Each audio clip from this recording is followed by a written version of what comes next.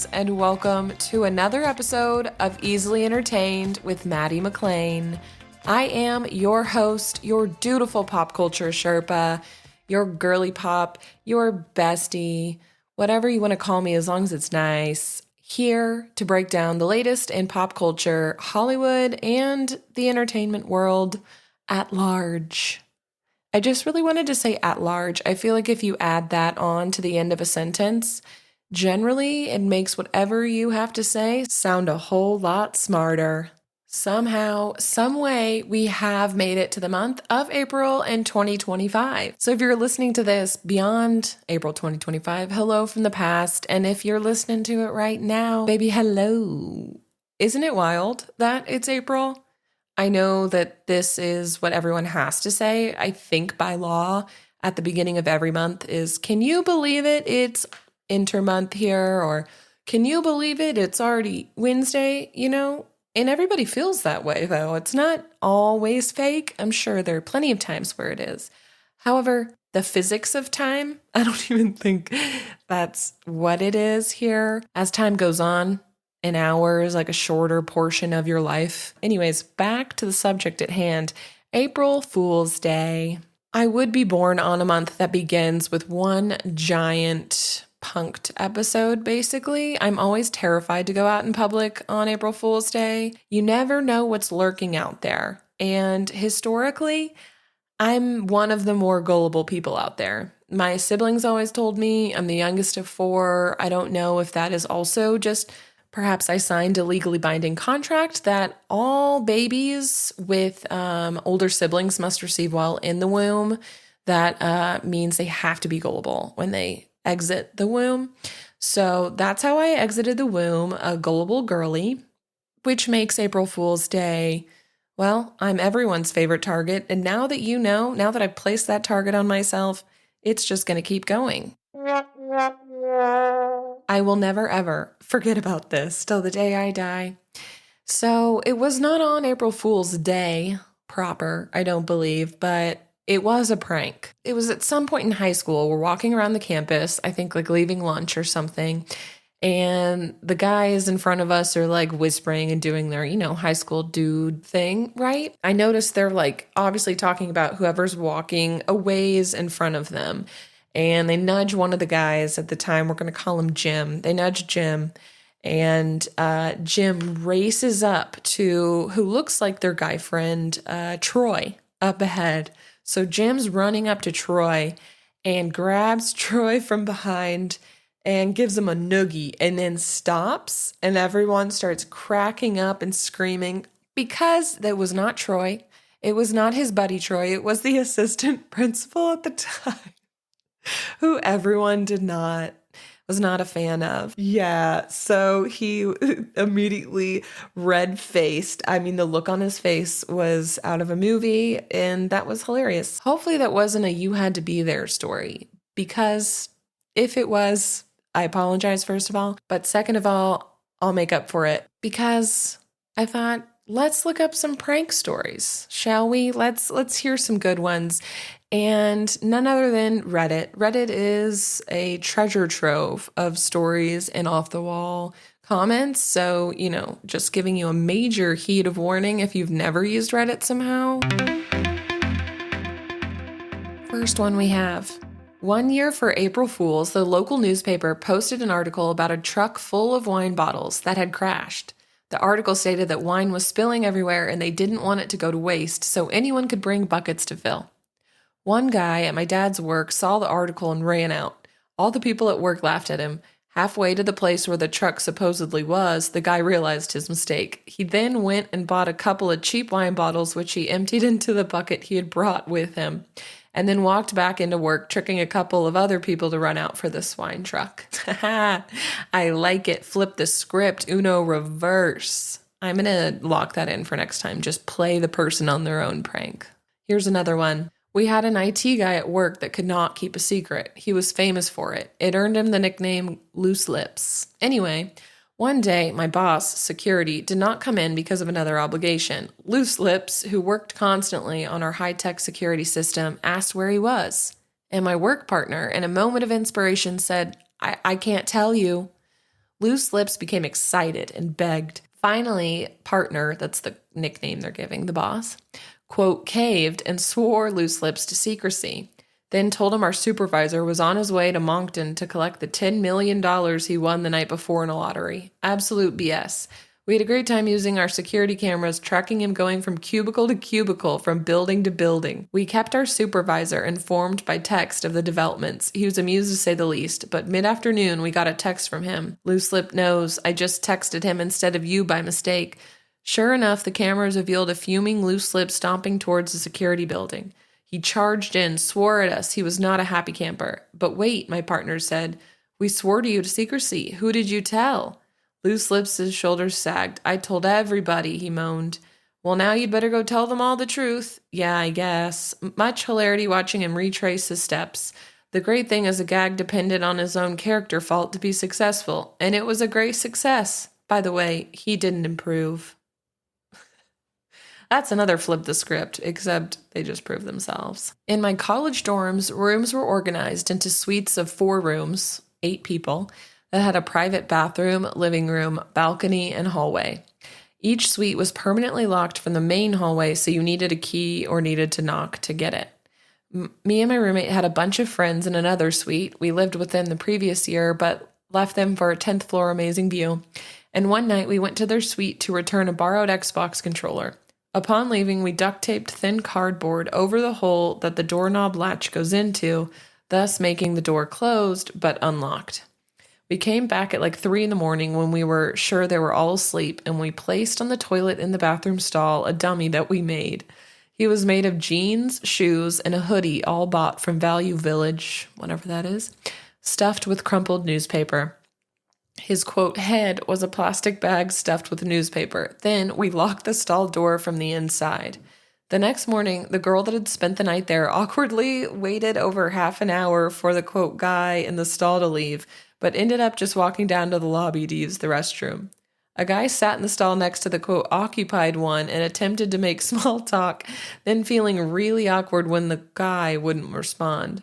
A number of suitemates tried to figure out who's been in the bathroom so long, and when they talked about it together, they realized that it had been hours. One of them finally took the risk of peering in the crack, and they had a good laugh about it and called us to talk. They knew it must have been my roommate and I. There's a part 2. That last prank was then used as a setup to this next prank. I snuck into their suite again with the help of my roommate, this time at a normal time, like 5 o'clock in the evening.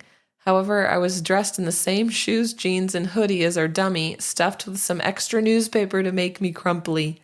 I even had the plastic bag with newspaper over my head with room to breathe, don't worry. I sat on a toilet for maybe 20 minutes, this time with the door unlocked. Then someone noticed my shoes and looked in the stall gap. He went to some other guys to show them that Gabe and Ryan did it again. When he came back with other guys, they opened the stall door, and one of them reached forward to grab what they thought was the dummy. So I grabbed him back, stood up, and screamed, and they screamed. It was hilarious. I like that one. I like that one a lot. It doesn't really hurt you. It's a good one because it's somewhat innocent, you know? I mean, there's nothing like somehow it's still wholesome. The wholesome joy and laughter of seeing someone else get pranked or scared and they let out like a little crazy shriek, and then, you know, if it's not too scary, it's pretty hilarious to see. Oh, this one is good. Okay. My friend and his girlfriend recently got engaged. As an engagement gift, a bunch of us got together to buy a portrait for them. We bought the portrait from this guy named Picasso, who's famous for drawing portraits with his ding-dong. The portrait even came with a video of him drawing it with his ding-dong. Neither one of them has ever seen this video. When we gave the painting to them, they were all really excited, and we told them that the paints had a taste to them and that they should give it a lick and smell it. They must have tried licking that stupid portrait for at least 5 minutes before giving up. Oh, they currently have their portrait hanging in their living room above the fireplace. We do not plan to give them the DVD of him painting their faces with his wang for at least a few years. DVD. Now we really are looking at 12-year-old stories. So every time one of us comes over, we get a nice chuckle at the Wang painting they have so proudly hung on their wall. Proudly hung. Oh. I would love to hear your favorite prank stories, whether they involve you or not. So if you want to share any that I can read on the next episode, feel free to press send us a text, which you can find in the episode show notes, and that will take you directly to chat with us. I'm so happy we've started to get our first ones in, and it's fun to read y'all's messages. So keep it up, homies. Keep it up. Now, while I was on Reddit, naturally, I just kept scrolling, and it gave me an idea for this next little segment here. We're going to talk about some of the most ridiculous, specific celebrity requests, sometimes called writers. So if a musician is on tour, they'll give off this writer or piece of paper that basically tells them, it's basically an instruction set, almost like a branding guideline for my marketing peeps out there.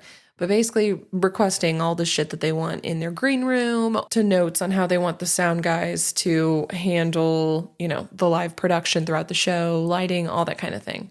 But the most exciting pieces of information in these writers are the kind of wacky requests that celebrities will make. Because I'm nosy and want to know such things, I figured maybe you do too. Think of me as a little Dumois moment here. All of this is just read directly from what's put on the internet, so nothing is confirmed as truth necessarily, but I don't know. Where there's smoke, there's usually fire. Okay, so Joe Jonas has asked for 12 puppies backstage, and apparently he has confirmed that one. He did indeed ask for 12 puppies. Kanye asked for Carmex everywhere he goes, and one time he asked for a specific type of water that the employees had to go to another city to find. I mean, that's not really that shocking. Kevin Hart requests 5 women, between the ages of 21 through 27 with an athletic build. Well, that's his type right there. Beyonce asked for her room to be kept at 78 degrees the whole time she was in it. That's really warm.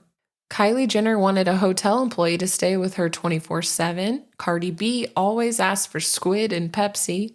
Future always requests a lavender candle. That's kind of cute. Drake asked for 4 dozen naturally scented incense sticks. Christina Aguilera asked for the driver to never get stuck in traffic. Don't you dare. Rihanna asked for a big fur rug for her to walk on barefoot. I mean, that sounds nice. And blue or black chiffon curtains. She just wants the aesthetics right. Is she a Taurus? I don't know. Appreciates the finer things. Justin Timberlake requires the doorknobs of wherever he's going to be disinfected every 2 hours. Eminem used to ask for 6 Lunchables, 3 turkey and 3 ham, with 24 cans and 24 plastic bottles of Diet Coke. Also to add, one time Justin Timberlake asked to only ride the employee elevator at a hotel, but he didn't want the employees to walk down the hallway at the same time. So instead, his team followed behind him to make sure that the employees basically waited where they could not be seen or heard from until he got on the elevator. All that for a tiny ding-donged man. I say that because the photos, if you have not seen these, they took photos of Justin Timberlake on tour in one of those like hydraulic suits so that he can be like lifted into the air. Basically one of those like crotch security belts that connect you to something, And it was not looking good for Justin Timberlake, and people were making fun of him all over the internet. And then he started wearing long t-shirts so that people couldn't take photos of his crotch and make fun of him. That's actually really sad, the more I talked about it. Madonna, she always had to have a new toilet seat because she could not use one that somebody else had used. That is a pre-Madonna thing to do. Samuel L. Jackson said, you can call him Mr. Jackson, Sam, or Samuel. Do not call him Sammy.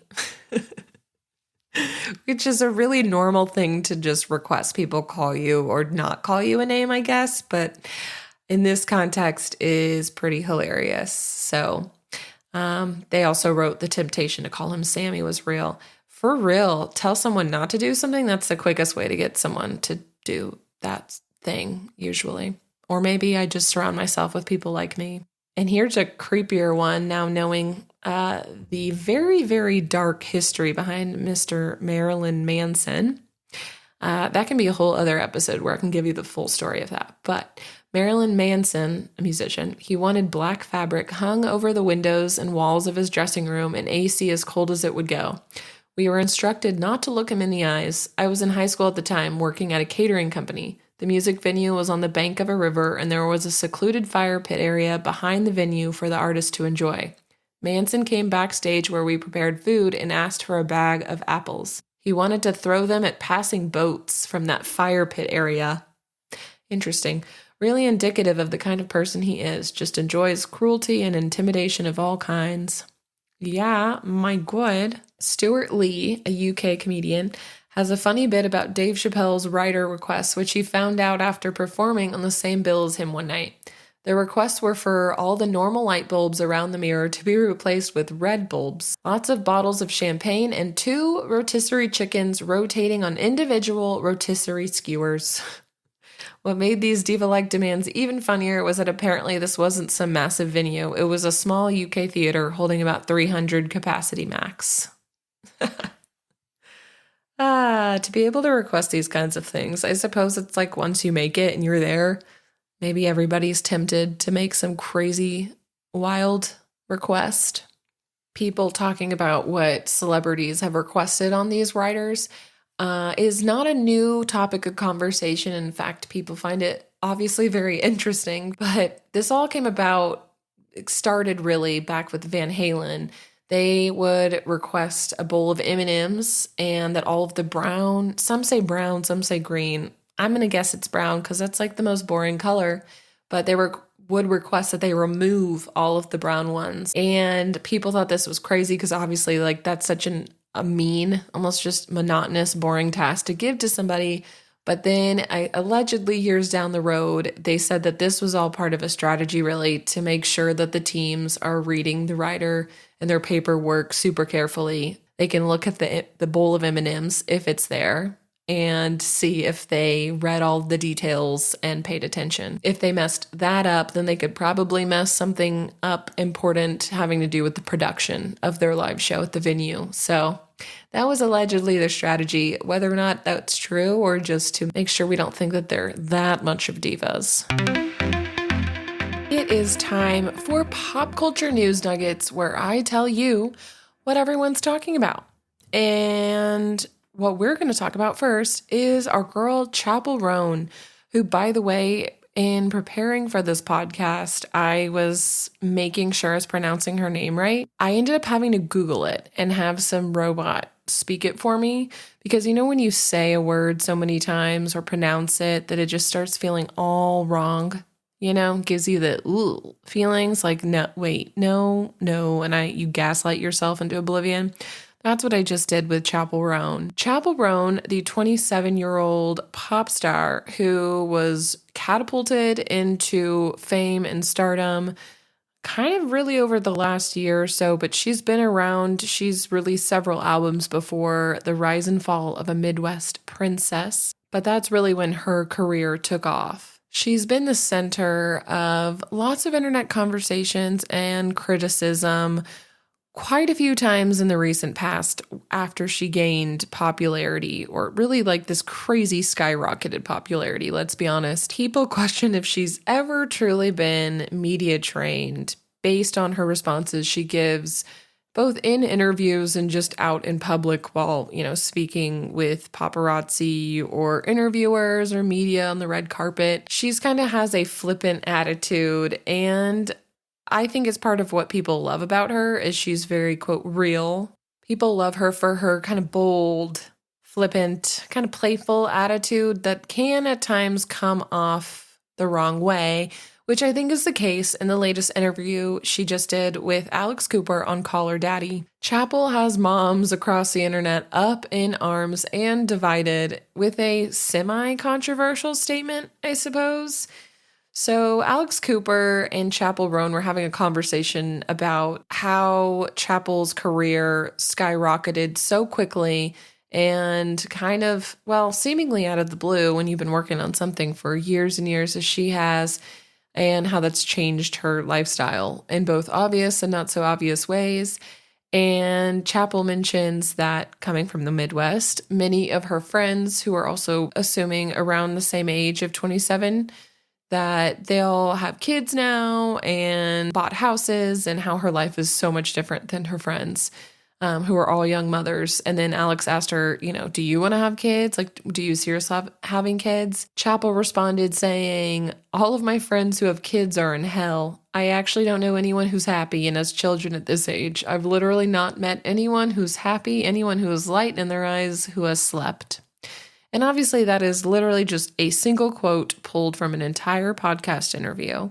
So keep that in mind. So that clip started making its way across TikTok and, right or wrong, pissed off a bunch of moms. An obviously broad stroke comment from Chappell, and she's probably exaggerating to be entertaining, but I don't think that she's all that wrong in where she's coming from. As a woman without kids, and now kind of thinking about facing that question more seriously than ever, I suppose, just because that's what happens naturally as you get older, that I'm not so sure if I personally want to have kids, and I've grown up always wanting to.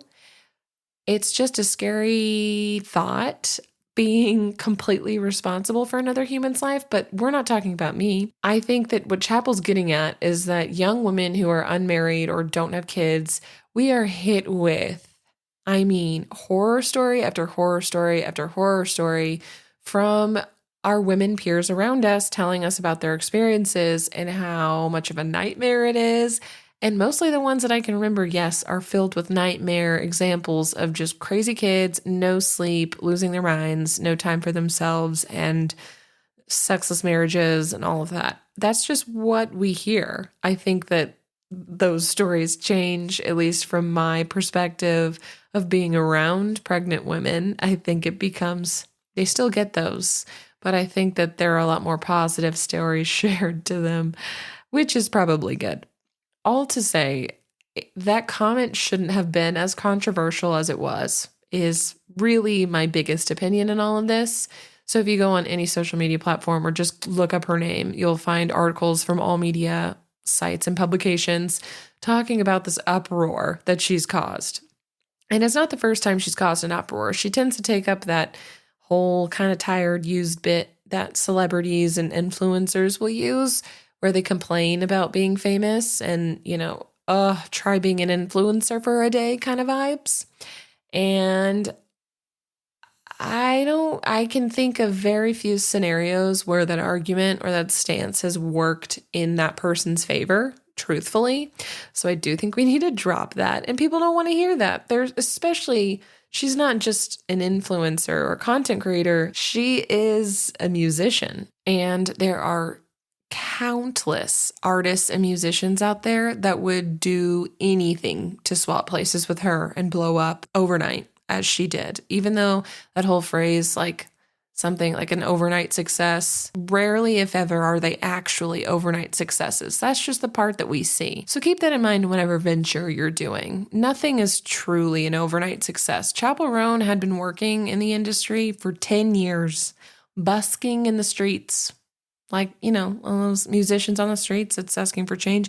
Yeah, that's where she started. Everybody starts somewhere. So that's what I had to tell myself when I was starting this whole shebang. Sometimes it takes just completely putting your ego and your self-conscious thoughts and shoving them in a closet. And then you can unlock that closet later once you do it and, organize through it and then shut it again. Because if you spend too much time in that closet, you won't ever come out. And I'm not talking sexually. No, I mean, we're going to just really gracefully move on from that and get right back to Chappell. I feel a little bit badly for Chappell in the sense that she's been extremely scrutinized, and largely because she is so publicly identifies as queer that people assume she then needs to speak for them at all times. And She's kind of been bombarded to take up a political stance and opinions and all of that. So she's expressed frustrations with that part. In that part, I can totally get behind and understand. The one that's annoying is the complaining of being famous and like complaining about your success. However,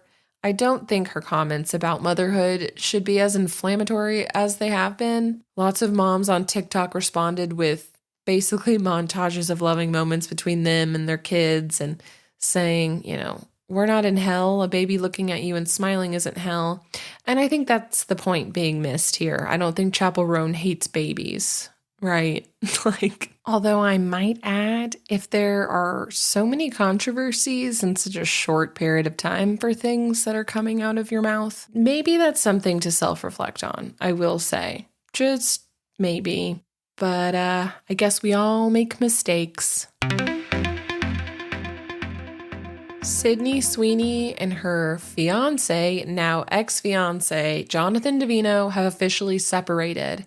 While it doesn't come as a complete surprise if you're paying attention to that this closely, I suppose, sources like TMZ and other publications had released information in January, I believe, that Sydney Sweeney was possibly living separately at the Beverly Hills Hotel for about a month or so before she went on to Paris Fashion Week without her fiancé anywhere in sight. But nothing was officially confirmed until this week, a few days ago. They released their official PR note, if you will, PR announcement that Sydney and Jonathan had separated, but mostly due to Sweeney needing to focus on her career. If that's true, we don't know, but the internet will guess. And of course, this re-sparked up dating rumors between herself and Glen Powell, who she co-starred with in the movie Anyone But You. Great chick flick movie, which I truthfully didn't even fully watch until literally last weekend. So I guess an instance where my timing is impeccable, might I add. The source goes on to say that Sweeney has been focusing on work amid the end of her engagement. She's exactly where she wants to be. Most people would feel overwhelmed by her working schedule this year, but not Sid. She's all about working right now and very excited about all her projects. And all of her projects, lots of big ones. So Euphoria finally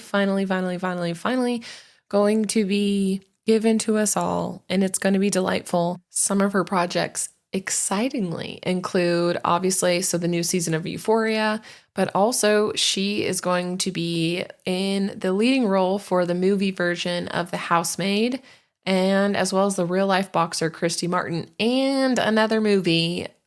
She'll be playing screen star Kim Novak. So lots of biopics these days too. So she's super busy. But people wonder, does that mean they broke it off because of Glen? Well, as people learn this news, some more details kind of came out in that apparently the relationship had been rocky for a while, but Jonathan Davino had been a producer on the movie Anyone But You and present in the filming for pretty much its entirety. And Glen Powell's mom, Cindy Powell, even came out to dispel those rumors and say they're definitely not dating and that they just enjoy each other's company and they're good friends. A tale as old as time? Time will tell. Yeah, but they started dating when Sydney Sweeney was 19 years old and Jonathan was, I guess he had to have been 33 then.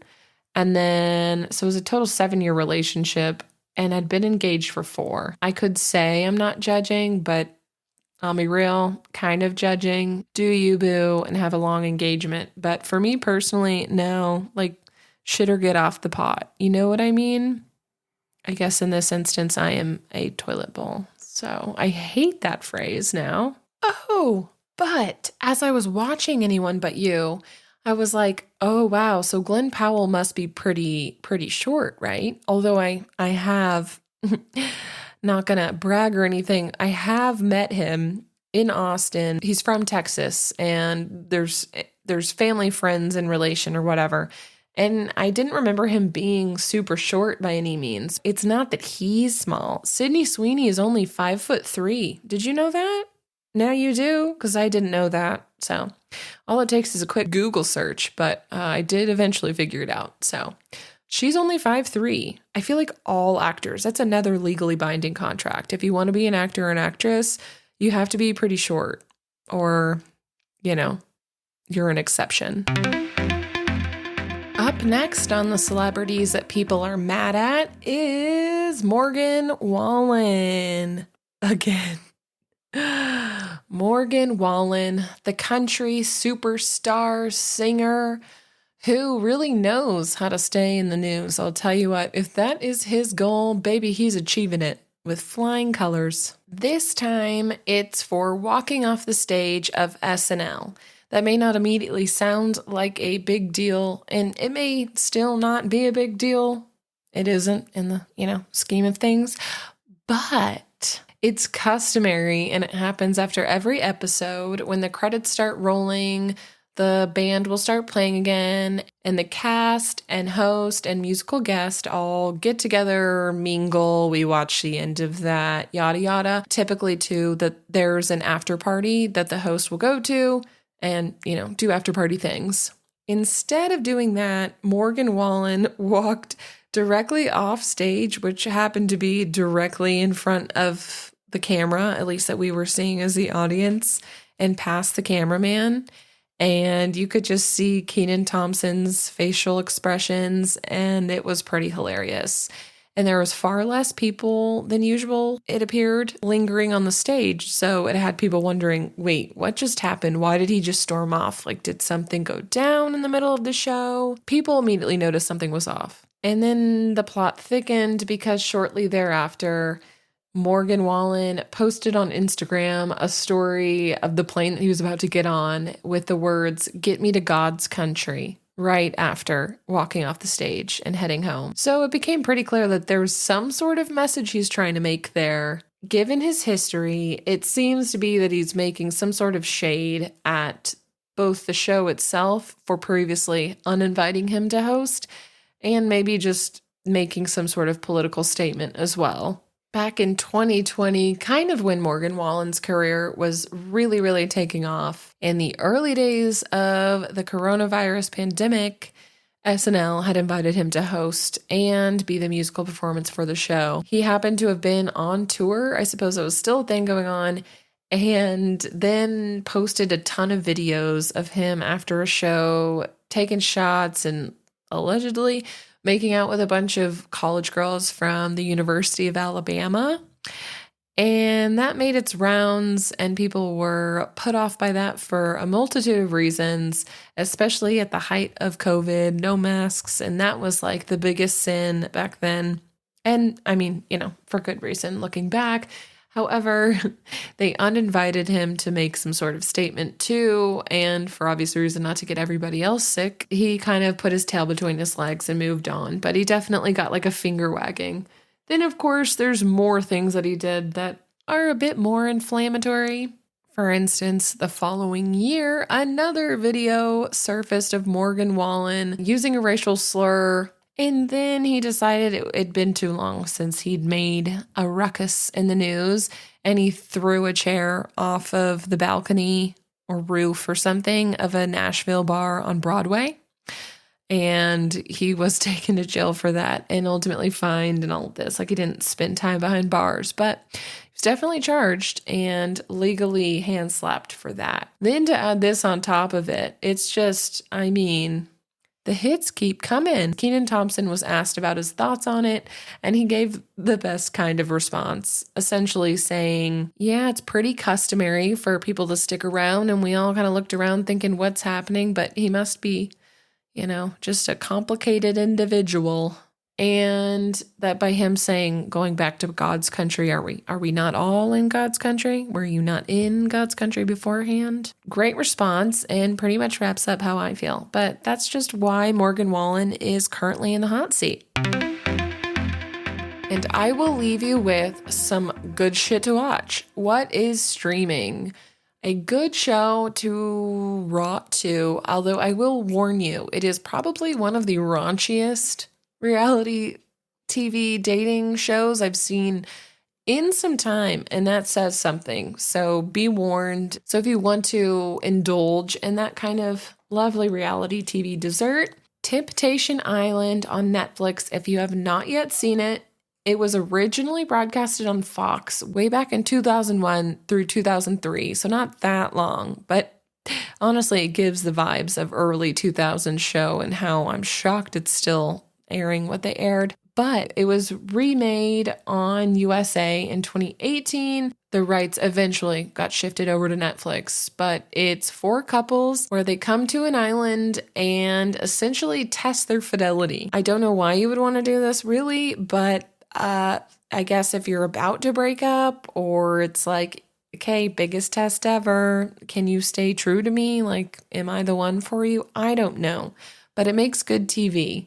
So basically, the men and the women are in separate houses and they are joined by, I think, like something like 10 to 12 single contestants and basically throwing themselves at them to try and tempt them. And then their significant other proceeds to watch clips of these happen at a, quote, bonfire, very Love Island-esque. So if you want to be entertained, but like in a non-intellectual way at all, and just something like that, trash TV, do it. It's very entertaining and plenty to talk about if you want to talk about it later. If you don't want to watch reality TV, you should watch The Studio on Apple TV+.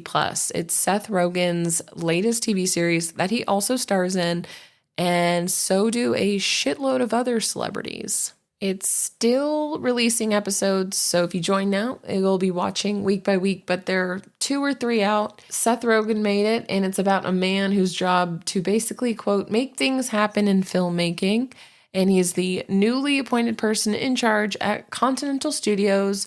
Matt Remick is not only in pursuit of creating great movies, but also grappling with stress, egos, and executive bigwigs who are all part of the process.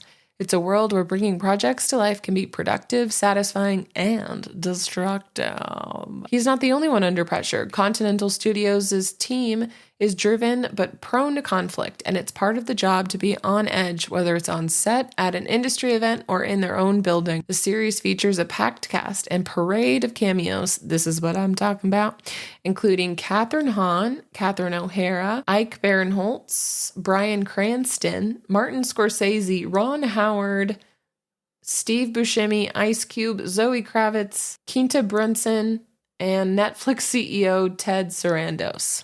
If you want some true crime, I suggest you watch the documentary on Karen Read and the Karen Read trial, because that is coming back up in the future, and I'm not going to give anything away. It's a true crime docuseries about a trial of a woman who was believed to have been set up by local cops for the death of her husband. Dun, dun, dun.